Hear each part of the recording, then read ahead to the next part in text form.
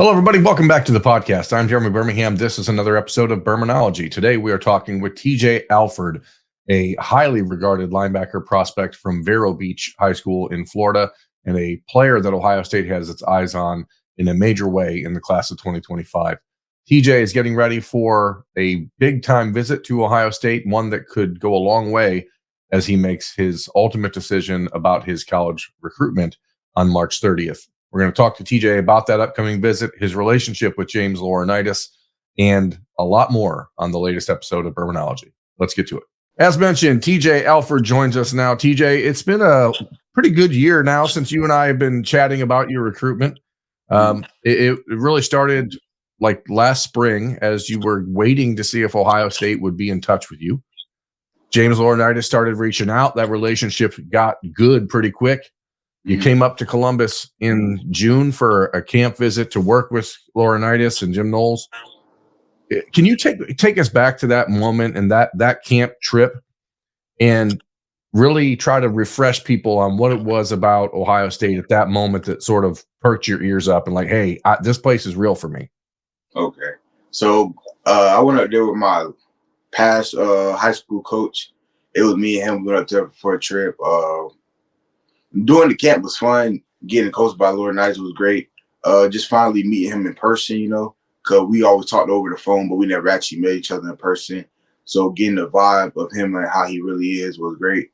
And then after the camp, they pulled me off to the side, gave me like a tour of the facility, and that was really great. Seeing all the legends that came through, the trophy room, the long hallway, seeing all the things on the wall, the big game, and all that was great.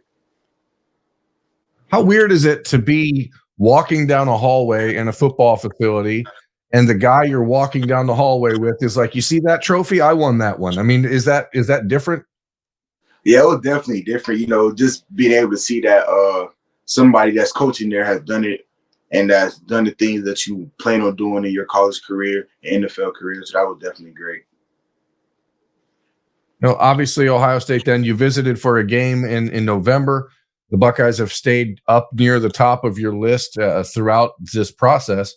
But a really big and important decision that they made in January was to retain James Laurinaitis and promote him full-time to the linebackers coach. How important was that for you? And is there a sense that had they not done that you wouldn't be able to feel quite as confident about what maybe Ohio State's doing?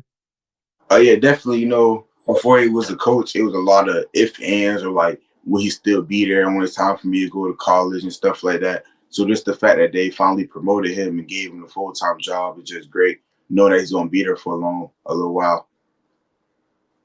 We got a chance to talk to James, I don't know, about 6 weeks ago, prior to the start of spring workouts. And he said that other schools around the country were telling recruits that he's not going to be there. He's not going to be there. And I'm not asking you to put anybody on blast. I'm not asking you to say if that's which teams may be saying that, but is that something that you experienced?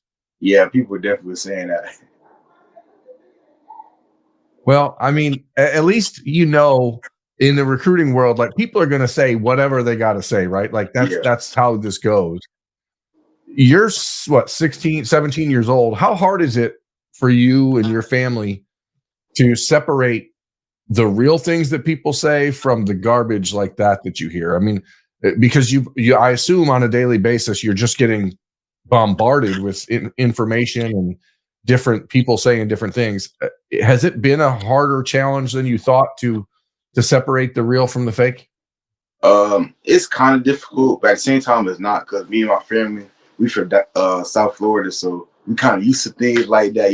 People being two-faced and stuff like that. So it's kind of easy for us to decipher. Sometimes it gets hard, but once you really listen to it and like all the details of the people, how they move, they act when they say certain things, you kind of pick up on what's real and what's not. So TJ, when you started to really get heard, hearing from schools on the recruiting front, starting to really think about college football, was there ever a sense or a thought that you could maybe one day play football in Ohio? I mean, how crazy is that now to think about?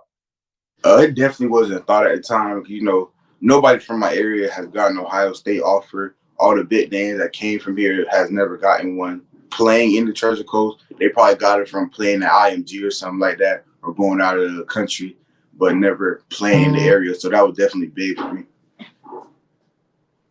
Oh, how difficult is it for you guys? I mean, right now, like that idea of IMG or schools like that. I mean, in Miami, you've got a lot of really high powered programs. Miami Northwestern, Miami Central. I mean, there's a lot of obviously the St. Thomas Aquinas's or American Heritage. All these opportunities that you could have. Why have you stayed true to the schools that you played at and with Vero Beach, and why has it been important to you to stay where you are? It was just definitely important for me just to help out the future generation, kind of open a door that hasn't been open for them in a long time. It's easy to go back down south and get all these coaches coming to me because it's talent everywhere down there. Up here is not like that. So it's definitely big on me helping the younger guys, getting a look at having coaches come in the city and stuff like that. So that's definitely big for me. So this coming weekend, you're coming to Ohio State. It's a 2-day trip, right? Or are you going to be there for part of 3 days? I believe it's the 23rd and 24th, so 2 days. Yes. And then a week after that, you're making a commitment. You're continuing to add new offers. There's other schools getting in the mix. You've got a lot of information flying at you from this direction to that direction, like we said. You're already planning out official visits for the summertime, even though the commitment is coming. How ready are you, do you think, to like lock this down? And is there an expectation or a sense that you might want to not take official visits if things go well, or are those definitely going to happen? I'm definitely ready to lock in, but official visit, that's just kind of just enjoying the process a little bit. I talked to all the coaches that I really considered about going to. If they're okay with that, make sure I was okay with them, and make sure I wasn't stepping over nobody's toes and stuff like that. But I don't plan on taking that many. I might just take like three, 4, something like that. So this coming weekend, like, what's the most important thing for you? Obviously, you've been to Ohio State twice before. What is the most valuable thing that you're trying to learn or pick up this weekend that maybe you hadn't seen or explored at Ohio State in previous trips? Really just getting a deeper understanding of everything and getting my dad up there for the first time. He hasn't been there yet, and he plays a big factor in where schools I want to look into going. So definitely getting him up there, let him get a feel of everybody, and then him telling me all the pros and cons like he does with every other school. Let's play a game of internet recruiting rumors and truth. There's a widespread belief out there, TJ, that dad might prefer that you stay home and play closer to home or at Miami. Let's just say Miami. Let's just put one name out there. That one has been rumored a lot. How much stock should people put into that? Or, obviously everyone's internally has their preference, right? I mean, that's just the way the world works. But most parents are when it comes down to it, are going to say, whatever you want, son, I'm going to support. Is that the vibe you get? Is that something people should pay attention to or not? I ain't gonna lie, my dad definitely wants me to stay in the state of Florida, so it's easy for everybody to get to my games, all my family, so I can feel all the support. But at the end of the day, he just knows that whatever I choose is what's best for me. He's gonna support me 100%. 100%. One of the guys that's been recruiting you pretty hard for Ohio State for much of the last year is Ohio State's quarterback commit in the 2025 class, Tavian St. Clair. Like, you start to see that class building, right? You've got Tavian, who's now the number 2 ranked quarterback in the country, according to 247 Sports, and a 5-star. You've got Devin Sanchez. You've got Naeem Offord. You've got the makings of a really special class building around. Linebacker is one spot that doesn't have anybody in it yet. Does it matter that there's other dudes around you like that, or is it, how much weight does that carry? No, that definitely plays a factor. Just knowing that you're gonna go to a school with a whole bunch of dogs is gonna be a better chance of you winning a national championship. Y'all will make each other better in practice, and really just it won't really be a weak spot on the team. You got dogs around you everywhere, so that definitely helps.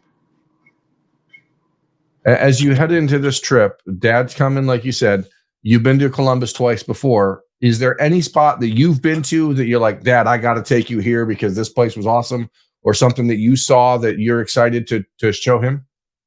Uh, Definitely where they grow all the trees at for the All Americans and stuff. I definitely want to show him that, and then really just the building, the long hallway, and the trophy room. Definitely, so you can see all the legacy that's been there and all the things that people have done there and how they help each other after football. Did James Laurinaitis show you all three of his trees, or did he just settle with like the Buckeyes Award, or did he feel compelled to show you his trees? He just showed me one. He showed me all three. I didn't even know he had three of them things, but he showed me one. Yeah, when you go back to dealing with coaches, right? There's a lot of different styles of coaches. There's a lot of different things that work in the business. There's a lot of different approaches that are successful.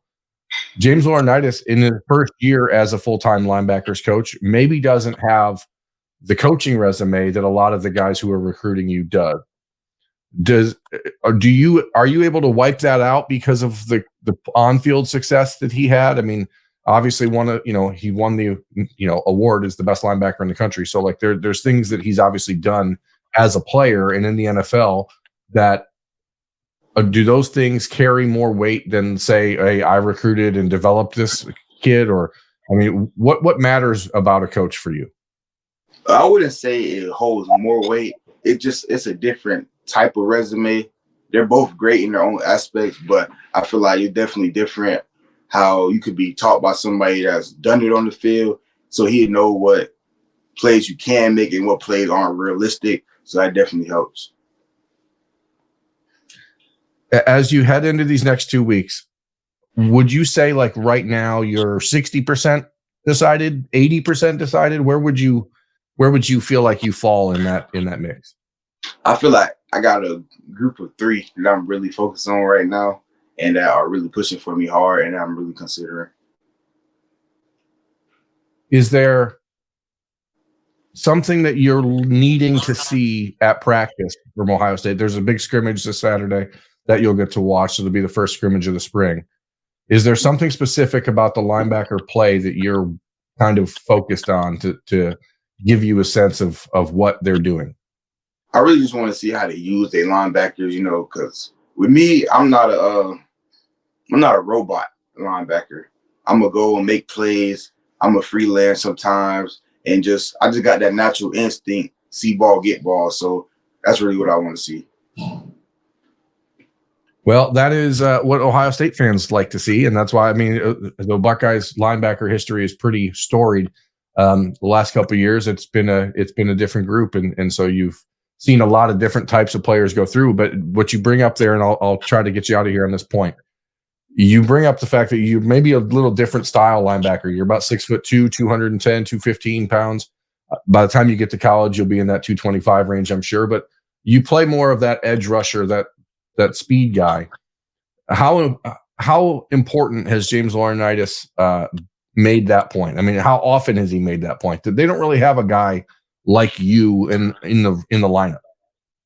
That's definitely a huge point. He wants me at that will position just because I could cover it, but I also could play in the box and stop the run. So that's definitely a huge point.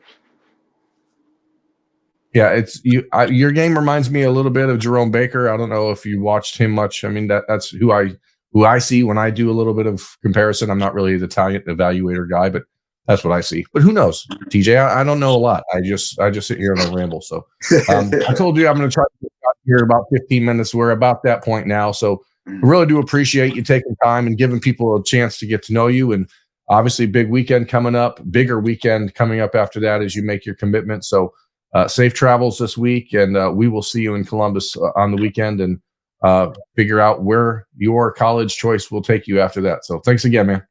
All right. Thank you.